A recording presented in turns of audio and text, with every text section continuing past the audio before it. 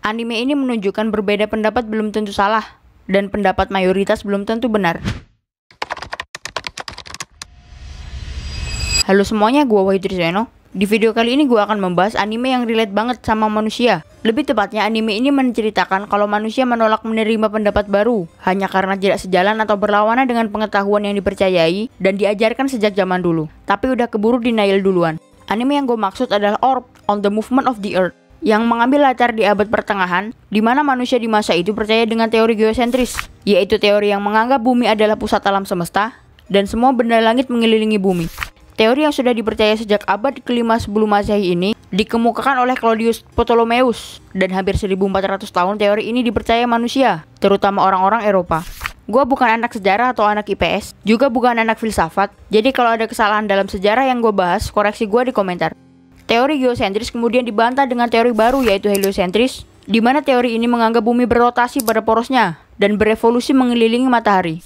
Pada abad pertengahan, teori ini dianggap sesat dan bertentangan dengan doktrin yang sudah diajarkan sejak zaman dulu. Di anime ini digambarkan dengan cukup akurat, meskipun dengan cerita fiksi, tapi gue sebagai penonton bisa merasakan kalau di masa itu benar-benar mencekam. Sesuatu yang berbeda dengan mayoritas bisa dihukum bahkan dibakar. Apalagi di sini ada karakter yang kayak Algojo, yang suaranya diisi oleh Kenjiro Suda, suara yang sangat mengintimidasi. Bahkan di scene ini, saat Rafal kembali dari hutan dan tiba-tiba ada karakter Algojo ini, gue sebagai penonton merasakan terintimidasi. Dialognya benar-benar bagus sampai bikin Rafal ketar-ketir.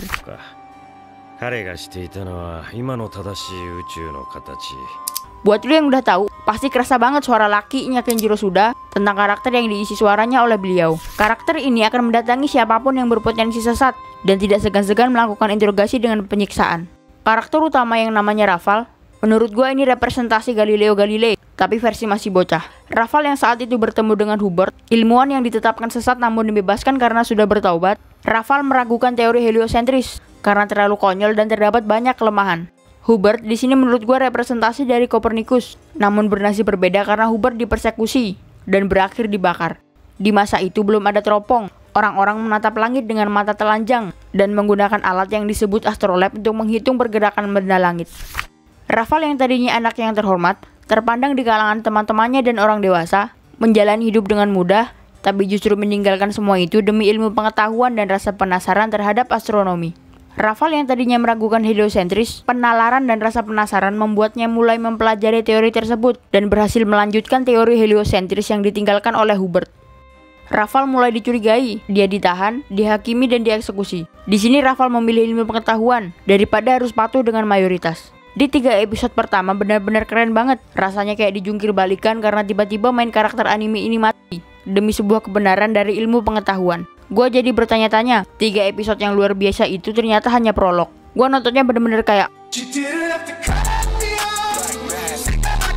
kenapa tadi gue bilang Rafal seperti Galileo Galilei? Karena waktu di penjara ada scene yang menurut gue hampir menemukan teropong. Saat melihat keluar jendela ternyata membuat benda langit terlihat lebih jelas. Lalu soal pembicaraan gue di awal video ini, manusia memang susah menerima pendapat orang lain hanya karena bertentangan dengan apa yang dipercayai, membuat pendapat lain terlihat salah. Hal ini juga masih sering terulang dalam sejarah, bahkan di sekitar kita. Seperti pada era Nikola Tesla, pada penemuan listrik AC yang ditolak orang-orang masa itu karena dinilai berbahaya meskipun daya yang dihasilkan lebih efisien dibandingkan listrik DC. Lalu beberapa tahun yang lalu, sebuah penyakit melanda dunia dan masih aja ada orang-orang yang menolak untuk vaksin. Bahkan sekarang ini, masih menjadi perdebatan dan mungkin ada penolakan soal penggunaan artificial intelligence. Tapi dengan begitu, peradaban manusia terus berkembang, dan keskeptisan manusia terhadap sesuatu terkadang dibutuhkan untuk membuka ruang diskusi sehingga output yang dihasilkan lebih baik, asalkan tidak dengan kekerasan atau ujaran kebencian. Hampir tidak mungkin semua manusia di dunia ini satu pendapat terhadap satu hal, karena perbedaan pandangan, kemampuan berpikir hingga selera manusia yang beragam. Kembali ke animenya, sejarah terus berlanjut. Umat manusia terus penasaran terhadap sesuatu, terutama benda-benda langit yang berkilauan. Rafal dan Hubert hanyalah salah 2 gerigi yang menggerakkan gerigi lainnya untuk mengubah sejarah manusia. Catatan-catatan penelitian mereka mulai ditemukan. Sejarah berlanjut dengan orang-orang baru dengan pemikiran berbeda. Dalam episode ini, ada seorang yang menyukai planet Mars. Setiap malam selama hampir 2 tahun selalu menghitung pergerakan Mars, namun dia kecewa saat Mars ternyata tidak membuat putaran yang sempurna dan justru berbalik arah bergerak mundur. Hal ini menjadi salah satu bukti bahwa benda langit tidak mengelilingi bumi. Selain itu, Ada karakter yang takut melihat langit karena didoktrin bumi adalah tempat rendahan, tidak adil dan kotor. Benda langit terlihat seperti mata yang memandang rendah bumi.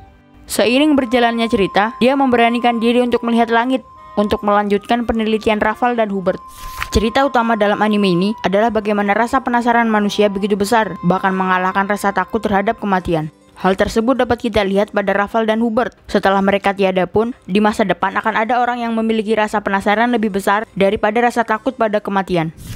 Seperti pada biarawan ini, yang disiksa hingga diasingkan sekalipun, sampai kehilangan matanya hanya untuk memuaskan rasa penasarannya. Cerita ini mengingatkan gue sama Attack on Titan, dimana untuk mengumpulkan informasi, manusia rela keluar dari zona aman, bahkan hingga kehilangan teman dekat, hingga sampai nyawanya sendiri. Faktor lain yang membuat gue jadi menyadari betapa bagusnya anime ini menggambarkan abad pertengahan Eropa, saat penggambaran karakter perempuan didiskriminasi, tidak diberi ruang untuk menunjukkan kemampuannya, dan berpartisipasi dalam ilmu pengetahuan karena dapat dituduh sebagai penyihir, yang dapat berujung pada hukuman. Karakter perempuan tadi, dan karakter yang takut melihat langit, dipertemukan untuk menggerakkan sejarah. Bagus banget. Gua nggak peduli dengan animasinya yang basic banget, meskipun yang garap anime ini adalah Madhouse, studio yang sama yang garap Frieren dengan segala keindahannya. Visualnya bisa dibilang basic aja, tapi penggambaran ekstrim close up ke mata dan langitnya benar-benar indah. Seolah menjadi storytelling dunia di anime ini, memandang langit menjadi sesuatu yang indah, sedangkan bumi terlihat biasa saja, dengan berbagai orang-orang yang membuat bumi jadi buruk. Saat audio ini direkam, animenya baru berjalan 7 episode, dan gua nggak tahu akan seperti apa ke depannya, bisa aja lebih bagus atau sebaliknya. Mungkin itu aja pembahasan gua kali ini. Kalau ada yang salah koreksi gua di kolom komentar. Dan sampai jumpa di video lainnya.